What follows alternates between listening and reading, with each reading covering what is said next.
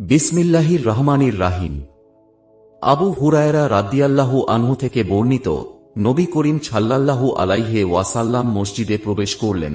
তখন একজন সাহাবী এসে সালাত আদায় করলেন। তারপর তিনি নবী করিম সাল্লাল্লাহু আলাইহি ওয়াসাল্লামকে সালাম করলেন। তিনি সালামের জবাব দিয়ে বললেন, আবার গিয়ে সালাত আদায় করলেন।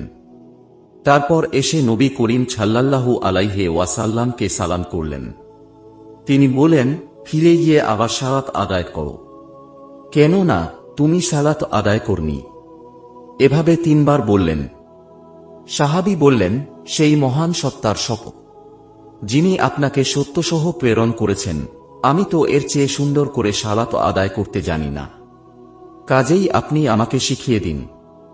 তিনি বললেন, যখন তুমি সালাতের জন্য দাঁড়াবে তখন তাকবীর বলবে, তারপর কুরআন থেকে যা তোমার পক্ষে সহজ তা পড়বে, তারপর রুকুতে যাবে এবং ধীরস্থিরভাবে রুকু আদায় করবে, তারপর সোজা হয়ে দাঁড়াবে, তারপর সিজদায় যাবে এবং ধীরস্থিরভাবে সিজদা করবে, তারপর সিজদা থেকে উঠে স্থির হয়ে বসবে, আর এভাবেই পুরো সালাত আদায় করবে।